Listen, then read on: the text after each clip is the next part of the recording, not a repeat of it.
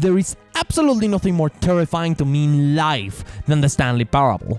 Okay, right under low video stats, Eldritch Nightmares, and the Spanish Inquisition in that order. And I'm aware that's probably the strangest statement you hear all day, like, being scared of a game? A non-horror and popular game? What's that all about, projection much? Some people might think, that's just cause liminal passageways, and well, that's pretty scary and cool and all.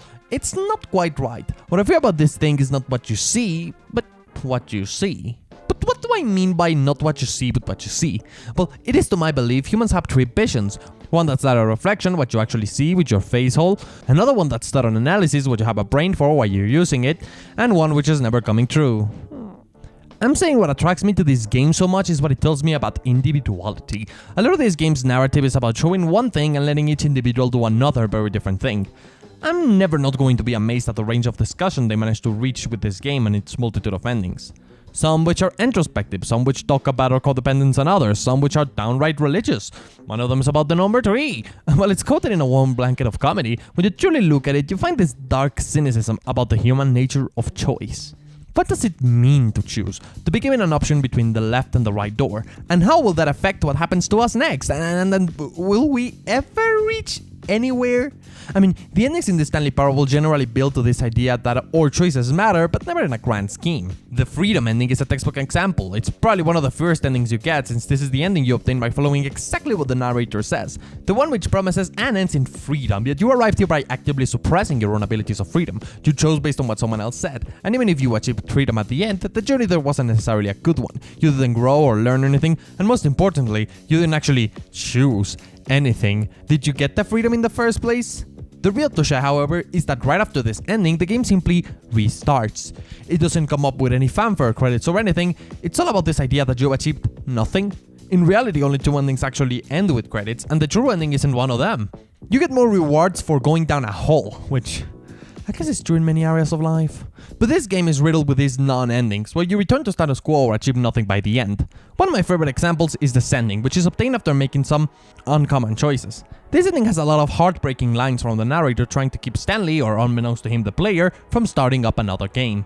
These lines are delivered in a way that makes you desperate to appease the narrator, but the game's design forces you to go against his word if you actually do want to continue the game.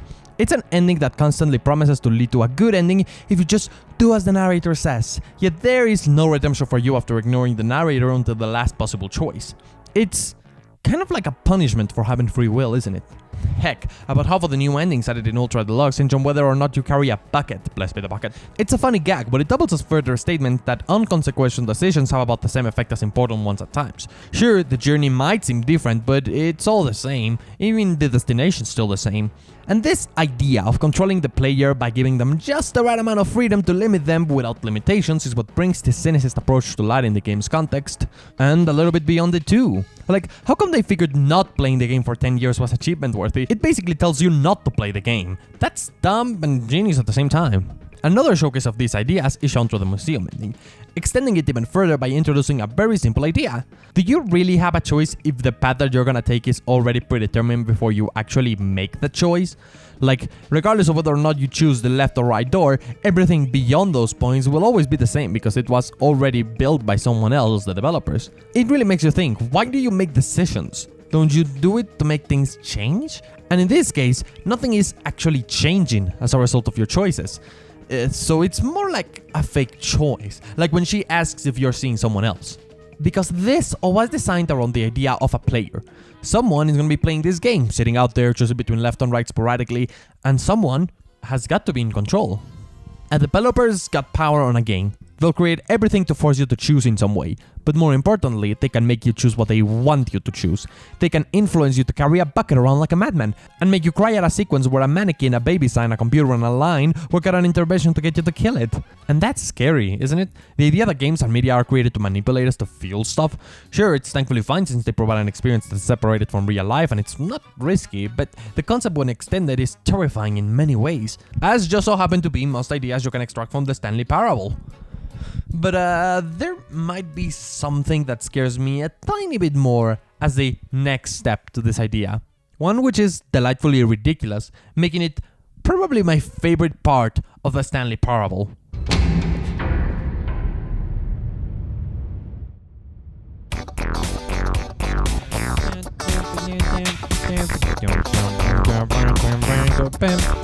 Kevin MacLeod, you heard his music, it's copyright free so everybody on YouTube uses it. But no, Kevin's music doesn't actually scare me. What scares me is finding this. To achieve this funny Easter egg, you don't do anything for 60 seconds and don't progress to the next area on a walking simulator. It's like don't do the thing you do in the game you are playing right now. What a concept! This means that some player genuinely decided to specifically press these buttons, then wait. Then drop down below the mind control facility and listen to the absolute banger they added Ultra Deluxe. Hit it, man! Take it a step further. Within 48 hours or so of the release of the Stanley Parable Ultra Deluxe, people figured out that they can go to the jump circle, then restart the game, get infinite jumps, and then go to a specific part of the map, and then jump over some boxes, and see a Elden Ring reference that was probably added like a month ago. Like, instead of fixing this problem, they just kept it in because, I mean, players will figure it out anyways, so why smother the fun? Okay, so maybe developers have the power, but players have the time. 6 months of development? Great, here's 5 years of players that they have to release. What if the person you're guiding doesn't want to be guided? Well, that's basically the idea that a game designer has to work with. Again, game design is all about controlled freedom. Guide the player through the game without them feeling restrained or controlled by it. Give them freedom, just assume what they'll do with their freedom and how they'll try to rebel against your game. This is basically the idea that created the Stanley Parable and the Narrator. Literally a design pillar of this game. Players will climb chairs and desks, they will ditch the main gameplay path, figure out going through a nice and reachable window is a good idea, and just in case the developers didn't think of it, you're working with insane people who up and beat Mario 64 in like half an A press. And that's even more terrifying than control. Having no control, as would be obvious. That's exactly what I fear about this game. The fact that it reminds me that I as a developer can think of it all. And that's wonderful! In ways it shouldn't be, but it is wonderful. Stanley Parable is a game that recognizes this wonderfulness. The ability of players to choose and to break the game a million times. It knows the players will have the time to break it. And instead of shying away or patching those errors out, they prefer to reward the player, something that they can easily do thanks to the tone of the game. A lot of the games couldn't do this, so that's an advantage that Stanley Parable has thanks to its tone.